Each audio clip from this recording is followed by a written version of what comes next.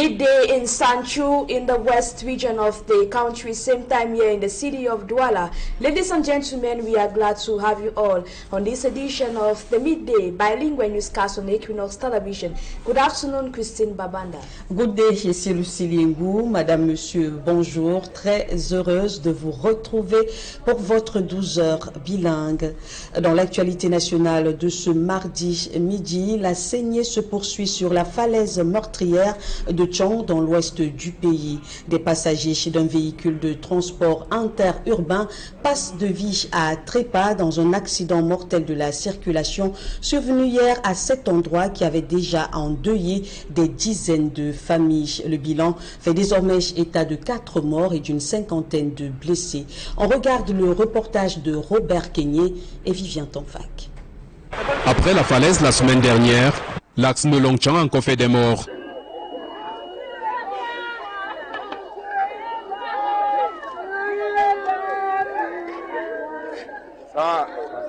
Dans l'après-midi ce lundi 1er juillet 2024, un accident de la circulation s'est produit au lieu du marché Plantin, en Tengue dans l'arrondissement de Sanchu.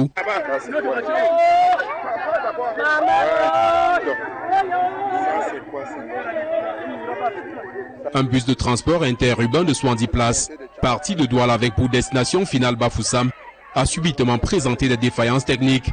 Hors de contrôle du chauffeur, le véhicule sur une chaussée glissante après la pluie heurte violemment un poteau électrique avant de faire plusieurs tonneaux. C'est lui le seul dedans.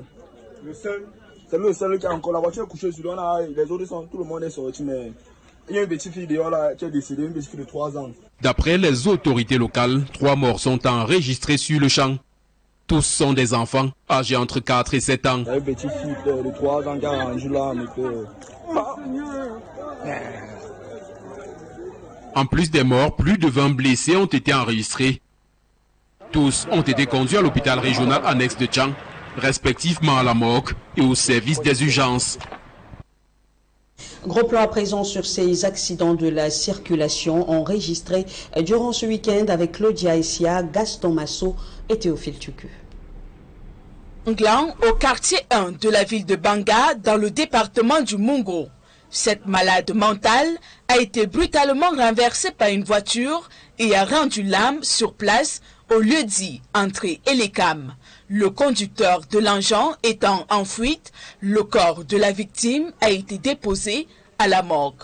Toujours dans la même localité, nul n'était la présence de cet arbre planté au bord de la route et de cette voiture percutée par ce camion. Un accident de la circulation aurait coûté la vie à de nombreuses personnes encore endormies dans la nuit du 29 au 30 juin. Selon quelques témoignages, le chauffeur du camion se serait endormi au volant. J'étais couché dans la chambre, j'ai ressenti un bruit. Je me suis levé, c'est là que j'appelle mon voisin. Il dit que mes frères disent non, c'est mauvais. C'est comme si la voiture est entrée dedans. Ils sont dehors, on pensait que le camion est entré sans cogner l'arbre qui était devant la porte. Ça a continué chez le voisin, cogner même sa voiture qui était garée dehors. Le convoyeur du gros porteur a été grièvement blessé. Heureusement, aucune perte en vie humaine n'a été enregistrée. Ce fut également un mauvais week-end pour le diocèse de Bolova. Un accident de la route a sévèrement blessé l'évêque Philippe Alain Barga le samedi 29 juin 2024. L'incident s'est déroulé alors que l'évêque se dirigeait vers la cathédrale pour une cérémonie d'ordination non loin de sa résidence. D'après les informations recueillies sur place, le chauffeur du prélat aurait perdu le contrôle de son véhicule et a achevé sa course sur ce talus. Gravement blessé, l'évêque a été admis à l'hôpital de référence de Ngalané en compagnie d'une sœur et de son chauffeur pour y recevoir des soins urgents. Absence d'autoroute, excès de vitesse ou imprudence, les causes des accidents mortels de la circulation préoccupent au plus haut point l'opinion nationale. Ces hécatombes enregistrées sur nos axes routiers pourraient également trouver leur source dans la formation inadéquate des chauffeurs, dans la conduite d'engins lourds, auto-école et accidents mortels de la circulation. C'est un reportage signé Josiane Gok et Kevin Thiogo. De plus en plus, Ils sont pointés du doigt dans les accidents de circulation sur les axes routiers au Cameroun. En 2021 par exemple, plus de 5300 cas d'accidents ont impliqué les gros porteurs dans la ville de Douala, dont 206 accidents mortels. Le comportement de ces chauffeurs d'engins lourds laisse transparaître, selon les observateurs avertis, un manque criard de formation. Alors, comment on devient chauffeur de camion au Cameroun? On devient d'abord aide-chauffeur, c'est-à-dire convoyeur. Pendant qu'on est convoyeur, on apprend donc à conduire sur les routes nationales. Conséquence donc, les chauffeurs de camions qui sont formés sous le tas n'ont pas une connaissance, une parfaite maîtrise du code de la route. Voilà pourquoi nous assistons à beaucoup d'accidents. Sojan Rameau est expert formateur en conduite automobile. Sur la question, il pointe la responsabilité des exploitants des licences de transport dans la sélection des chauffeurs, tout comme le laxisme des pouvoirs publics. Le problème avec les conducteurs lourds, particulièrement les conducteurs de bennes, c'est la sélection du conducteur. Vous avez un propriétaire de conducteur de bennes qui achète son camion, d'office, il donne à quelqu'un qui a un permis de conduire. Mais celui-ci se fait aider par ce que nous appelons le convoyeur. Terme simple, le motoboy, c'est ça, c'est ce que les gens connaissent. Maintenant, lui, il a pour rôle d'assister le conducteur principal. Maintenant, quelques jours après, vous le voyez en train d'aller laver le camion. Il se met en route, il est déjà en train d'aller faire des courses, il fait des livraisons, mais il traverse les contrôles. Conduire un camion ou autre véhicule poids lourd retient un permis catégorie C. En la matière, le Cameroun ne devrait être une exception. Il y a des études qui ont les agréments de former toutes les catégories. Donc ce n'est pas chose étrange pour nous. C'est ici que nous les formons. Les gens pensent qu'on ne les voit pas assez comme les véhicules légers. Généralement, ça se fait. Il y a des camions. Il est important aujourd'hui que l'État, le ministère des Transports et également les syndicats pensent à faire un travail dans le sens du recyclage permanent de ces chauffeurs pour qu'on évite les accidents. Aussi pour réduire les drames, l'aménagement des routes dédiées aux véhicules poids lourds, l'interdiction des stationnements irréguliers le long des axes, l'alcotex, entre autres mesures, sont préconisées. Et face à la flambée des accidents mortels de la circulation, devenue légion sur nos axes routiers, l'abbé Philippe Kahake sonne le tocsin dans la ville de Bafoussam, région de l'ouest du pays. Décryptage de son homélie avec Julingue Nyonde et Mathilda Kemazo au sommet. Devant l'assistance, l'abbé Philippe Kahake ne mâche pas ses mots. À l'occasion de cette messe qu'il a dite à la mémoire d'un jeune mort au cours d'un accident de la circulation, le curé de la paroisse Saint-Fidélis de Bafoussam a vertement pointé la corruption des services de prévention routière. Et nous avons en route des groupes d'intervention, de prévention, quoi, je ne sais pas quel nom ils donnent. Ils sont là pourquoi? Je les dénonce ici. S'ils avaient fait leur travail, on aurait évité des morts. Mais ils sont là pour racketter. C'est le rackettage. Quand vous les dénoncer, vous allez les dénoncer qui et laisser qui. Partout c'est pareil. Vous passez partout, chacun met le bambou. C'est quoi? Dans la taxe. Taxe de quoi? Non, donne seulement. Il dit ok, je vais donner, donne-moi le reçu. Non, il n'y a pas de reçu. On vous attrape la ceinture. Il dit vous allez payer 250 000. Bon, donnez seulement 100 000, comme ça vraiment on arrange. Il y en a qui donnent pour acheter leur tête. C'est quel pays ça? Pour l'abbé Philippe Kahake, l'État gagnerait à mettre sur pied des méthodes plus simples en équipant par exemple la police routière des vélos pour permettre à ces derniers d'anticiper sur les risques d'accident. On donnerait même seulement des petits vélos aux Camerounais qui se promèneraient au long des axes pour dire attention, il y a un gros camion qui s'est garé là-bas. Attention, il y a quelqu'un qui est en vitesse. Dénonçant les fléaux sociaux qui minent la jeunesse camerounaise, le clergé de la paroisse Saint-Fidélis de Bafoussam invite les jeunes à une prise de conscience et leur demande de prendre leur destin en main. C'est vous qu'on attend pour changer ce pays. Dites non à certaines choses. La drogue, le banga, la recherche effrénée de l'argent, le porte-monnaie magique, l'homosexualité, chez les filles comme chez les garçons. Les jeunes, quand on vous regarde faire aujourd'hui, nous n'avons que nos yeux pour pleurer. Parce qu'on compte sur vous pour changer ce pays. Notons que cette autre sortie d'un homme de Dieu intervient dans un contexte marqué par la recrudescence des accidents de la circulation et la résurgence des scandales de mœurs au Cameroun. Un glissement de terrain fait d'ailleurs plusieurs disparus et de nombreux blessés au quartier Japoma, plus précisément au lieu dit Soyasom dans l'arrondissement de Douala 3e. Plusieurs maisons ont donc été englouties par un amoncellement de terre. Nous reviendrons largement sur cette actualité dans nos différentes éditions. Et dans la météo politique camerounaise, le mouvement pour la renaissance du Cameroun s'inscrit en faux contre les chiffres avancés par Elections Cameroun sur le taux d'inscription des Camerounais sur les listes électorales. Le MRC se donne donc pour objectif de franchir la barre de 8 millions d'inscrits seulement à Juillet, moins 58 jours de la fermeture des enrôlements. C'était sous le regard de nos reporters Hubert Michel Kameni et Théophile Tchoukou. À 2 mois de la clôture des opérations d'inscription sur les listes électorales, le fichier de l'ECAM affiche 7 823 434 électeurs, avec un gap de 218% le semestre dernier, soit 461 559 nouveaux inscrits. Des chiffres qui ne satisfont pas les attentes du mouvement pour la renaissance du Cameroun. Les chiffres publiés par l'ECAM nous posent un problème. Mais sur le plan interne, lorsque nous voyons la mobilisation de nos militants, de nos cadres, afin que nous puissions inciter les Camerounais à être inscrits sur le fichier électoral pour les prochaines échéances, nous pouvons être satisfaits. Dénonçant les manœuvres de l'ECAM qui subiraient l'influence des pouvoirs publics, le MRC ne faiblit pas et n'entend pas se replier dans sa campagne de mobilisation des Camerounais à s'inscrire sur les listes électorales. Le MRC est sur le terrain, nous inscrivons, malgré le torpillage de l'administration, mais nous forçons, ça passe. Et les gens sont en train d'inscrire. Le parti du professeur Maurice Kamto se lance un nouveau challenge, celui de franchir la barre des 8 millions d'inscrits avant la clôture le 31 août prochain. Je peux vous garantir que les objectifs qui sont fixés aux structures du MRC permettront indubitablement d'atteindre les chiffres de 8 millions à la fin des inscriptions au 31 août 2024. Nous sommes confiants. Lors de son assemblée générale régionale des structures du littoral 1, les chefs d'antenne communales, départementales et régionales ont reçu des recommandations du directoire national. Nous avons dit que nous avons un train qui continue vers la gare finale pour délivrer le Cameroun. Mais à certaines gares, certaines descendent là. D'autres montent là.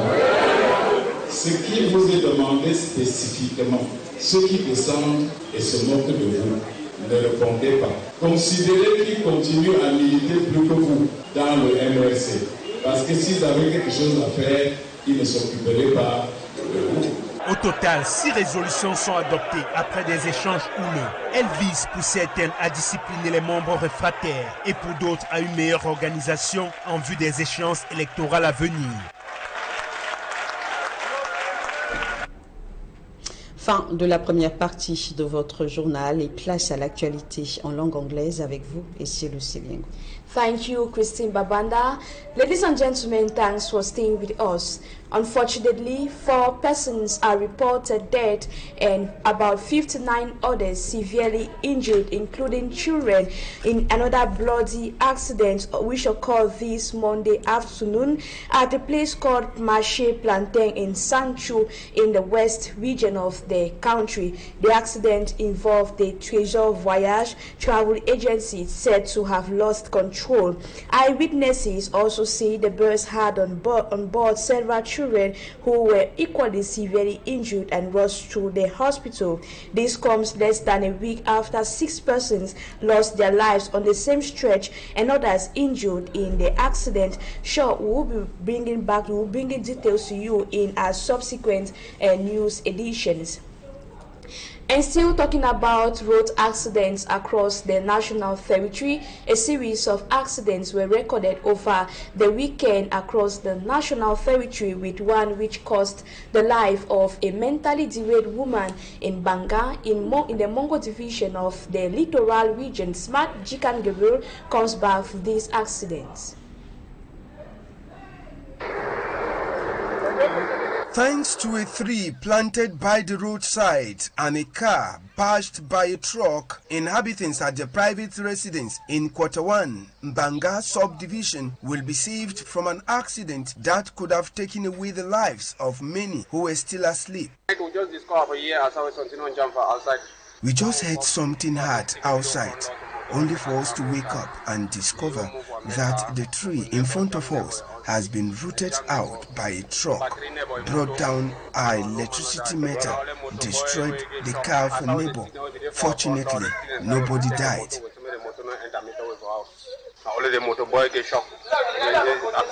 Witness account says the truck driver was sleeping on his steering when the incident occurred. As a result, the car 8 is reported to have been severely injured, but no loss in life. Still at quarter 1 at the Lekam entrance in Banga, it was a mentally sick woman who was knocked to death by a car. Unfortunately, the driver ran off as inhabitants of Mbanga dropped the corpse of this woman at the morgue. It was also a bad weekend for the Diocese of Eboloa, whose chief shepherd, Bishop Philippe Alembaga, narrowly missed death after his car witnessed a brakes failure at Ngalang. Bishop Philippe Alembaga, alongside Sister Monique Sophie Beyala, are presently hospitalized at the district hospital in Ngalang. And in connection to the frequent road accidents which were recorded recently, a Roman Catholic priest of the St. Fidelic parish, that's in Bafoussam in the West region, denounces the incompetence of some road safety agents and some other factors which, according to him, have contributed to the series of accidents recorded so far. Innocent Azé has more. While addressing Christians of the St. Fidelis parish, Bafoussam, who were mourning a young man, Tene Pierre David, who died in a road accident, Reverend Father Kahake Philippe decried carelessness of drivers on the highway as well as reckless driving, which cost the lives of Cameroonians on a daily basis. Le minimum qu'on peut respecter. If everyone respects highway codes, families will not be mourning all the time. Unfortunately, it is a country where people do what they like, anyhow and anytime. Quelqu'un appelait ça un pays de scandale, l'autre a dit en Europe un pays de merde. The priest also denounces the unprofessional practices of some road safety agents on Cameroon's national roads. Ils sont là pourquoi? Je les dénonce ici. I denounce them right here. Instead of working to prevent accidents, they intervene in accidents. It is all about road safety and not about repression and extortion from road users. You find them everywhere with barricades, compelling drivers to pay illegal taxes, which are at times exorbitant. Appelez-les répression routière et non pas prévention routière. Vous passez partout, chacun met le bambou. C'est quoi dans la taxe? Reverend Father Kahake Philippe ordered youth to adopt good morals and be responsible while on the highway. Et vous les jeunes? Youth, I am sure you are listening. You drive recklessly and on high speed. That is not life. If your parents were driving like you today, you wouldn't have been born or alive today. Youth, slow down. You only rush into the grave. Vous ne serez pas né, vous ne serez pas vivant, parce qu'il n'y aurait personne pour vous élever. With all the recurrent bloody accidents, corruption practices, homosexuality, lesbianism, and other deviant practices reigning in the Republic of Cameroon, the priest thinks only the youth can change the game. Les jeunes, c'est vous qu'on attend pour changer ce pays. Youth, you are the ones awaited to change this country. Say no to certain practices and societal ills. Say no to narcotics, occultic practices, homosexuality, and lesbianism. Everyone counts on you to bring change in this country because you are still energetic, you are physically and spiritually strong and intelligent. Ressaisissez-vous. Toi jeune, réveille-toi. Fais un effort. Tu peux changer. Le changement n'est pas une mauvaise chose. Est-ce que tu t'es fait inscrire sur la liste électorale? Toi jeune. Est-ce que tu rêves à un changement? The Reverend also implores road safety agents to be God-fearing and to do their jobs correctly so as to save Cameroonians from repeated road accidents in the Republic of Cameroon. And on to politics, militants of the Cameroon Renaissance Movement political party continue to call on the population to massively register on the electoral list as it is the only way to achieve the change that they want. In less than 2 months to the voters' registration process, the CRM political party has its feet strongly on the ground. During the Littoral General Assembly here in Douala, the militants were urged not to relent their efforts amidst attacks from the administration and the ruling CPDM party. The recent statistics of the elections organizing body, Elections Cameroon, revealed that 7,823,434 is a total number of people who have registered on the electoral list. However, the CRM Littoral 1 Regional Secretary questions the figures, while the political party has launched an operation to add the numbers. Now, let's take a listen to the Secretary General of the Cameroon Renaissance Movement political party. He was speaking to Équinoxe television. All Cameroonians of voting age from 20 upward who have not registered on the electoral list should go and register on all election branches in Cameroon and abroad, because 2025 is an election year. It is pregnant. The air is tensed. And so, therefore, we count on Cameroonians to put their vote behind the CRM party, who has a very sound program, which have, in fact, brought over the minds of Cameroonians. We shall win the presidential election and local elections. We shall be present in 360 council areas and in 180 parliamentary seats. So our adversary, which is the CPDM, we are waiting on them. Let us meet on the field. Let them not use the police, the gendarme, in order to try to break our hands, frighten people. That is not democracy. Any news out of the country in neighboring Nigeria? Suspected suicide bombers have killed at least 30. And in Kenya, after bloody protests against proposed tax hikes, tension continues in the country. Sedi Chakuchu rounds up these stories for us.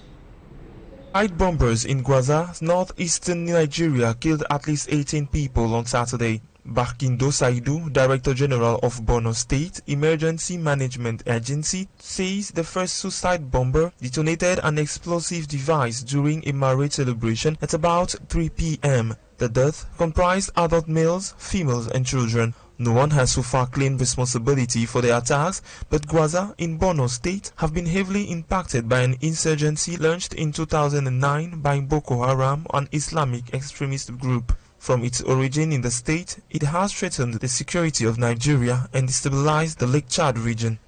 Elsewhere, after days of bloody protests against proposed tax hikes and the removal of the bill, Kenyans were still shaken to their core. The Kenya National Commission on Human Rights reported cases of abduction. The body says many more were wounded and 26 people were killed during the June 25 protests alone. A number of businesses are also counting losses following looting and burning down of buildings. In a bid to find a lasting solution, William Ruto has been meeting different groups at the State House in an effort of finding a lasting solution following the protests. The president has directed the setting up of a committee to address the concerns of youth who are dissatisfied with the state of the country's affairs. And in South Africa, South African President Cyril Ramaphosa named a new cabinet on Sunday evening after his African National Congress, the former main opposition party, and 9 other parties agreed on the makeup of a coalition government of South Africa's 7th administration following weeks of haggling. People of South Africa voted in a watershed election. In casting their votes, our people made it clear that they expect political parties to work together to deliver on a mandate of transformation, growth and renewal. And to give effect to this mandate, it was agreed that a government of national unity, which brings together parties from across the political spectrum, should be formed. Ramaphosa's announcement of his new unprecedented multi-party cabinet came a month after the ANC lost its 30-year political dominance of Africa's most industrialized country in the national election, forcing it to seek coalition partners. Ramaphosa's party retained the largest share of ministerial position as he appointed ANC officials to 20 of the 32 cabinet minister roles in the new coalition. And on to sports, speaking to Radio France International, RFI, the barrister Florent Bayen, the lawyer of FECAFO's President Samuel Eto'o denies all allegations placed on his client as uterus malaglory. Mr. Florent Bayen is the lawyer that defended Samuel Eto'o, president of the Cameroon Football Federation at the CAF Disciplinary Council in Cairo on June 25th and 26th. This was in relation to the accusation placed on Eto'o for match fixing. In an interview on RFI, a foreign media, the lawyer says, for such accusation to be placed on Eto'o, it means his accusers know very little about the person who has an exemplary career as a footballer and who has never been implicated in a dirty game throughout his professional career. Barrister Florent Bayen revealed that there was indeed a telephone conversation between his client, Samuel Eto'o, and the president of Victoria United Football Club of Limbe, but denies any arrangement to lift Victoria United in the first division as alleged in the complaint filed against him. He says that the president of Victoria United threatened to quit the championship organized then because to him he felt his team was being cheated. It is for this reason that Eto'o called him on phone. The cause recorded presented during the hearing in Cairo was difficult to identify the content, reason why it was rejected. Another allegation which was placed on Samuel Eto'o was a sponsorship contract with a sports betting company. Barrister Florent Bayen explained that it is a pre-contract which simply binds the federation to the said company. He goes further to explain that Mr. Eto'o has never signed a contract of that nature. Barrister Bayen, who attended a 2-day hearing in Cairo, says it is an affair masterminded by unscrupulous people. Barrister Florent Bayen ended his interview by reiterating that his client Samuel Eto'o has no political interest. Ladies and gentlemen, that sports report brings us to the end of this edition of the Midday Bilingual Newscast on Équinoxe Television. We thank you so much for your keen attention and we leave you in the company of interesting programs. Christine Babanda, do have a nice day. Do have a nice day, ici Lucie Liengou. Madame, Monsieur, c'est la fin de ce journal. Toute la rédaction centrale vous remercie de l'avoir suivi. Merci également à toute l'équipe technique pour la réalisation de cette tranche d'information.